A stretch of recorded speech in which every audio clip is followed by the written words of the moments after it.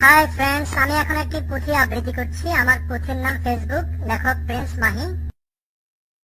আরে শোনেন শোনেন ফেসবুক আর শোনেন দিয়া মন, জুকারবার্গের ফেসবুক কথা করিব বর্ণন, জুকারবার্গের পেশা।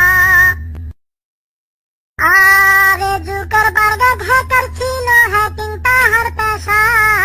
বানাইছে এক ফেসবুক নামক গাঞ্জার চেয়েও নেশা, ফেসবুক এমন নেশা।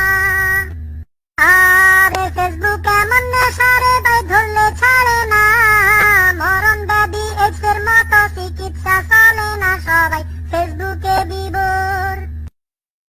আরে সবাই ফেসবুকে বিভোর হইয়া ছাড়ে খানা দানা।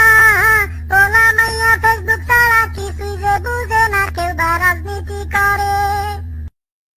আরে কেউ বা আবার রাজনীতিবিদ, কেউ বা শিল্পী কবি। হরেক রকম ঢং ভঙ্গিমায় আপলোড মারে ছবি, ফেসবুক এমন জিনিস। আরে এমন কি জিনিস আছে ফেসবুকেতে নাই, সর্বকিছুই খুব সহজে এতে পাওয়া যায়, শুধু হাত বাড়ালেই। আরে হাত বাড়ালে বন্ধু মিলে হাজার হাজার ভাই, কোনটা আসল কোনটা নকল চেনার উপায় নাই, পোলা সাজে মাইয়া। আরে পোলা সাজে মাইয়া মানুষ, আর মাইয়া সাজে পোলা। পোলা মাইয়ার রং তামাশায় আমি আত্মভোলা, যারা এমন করে।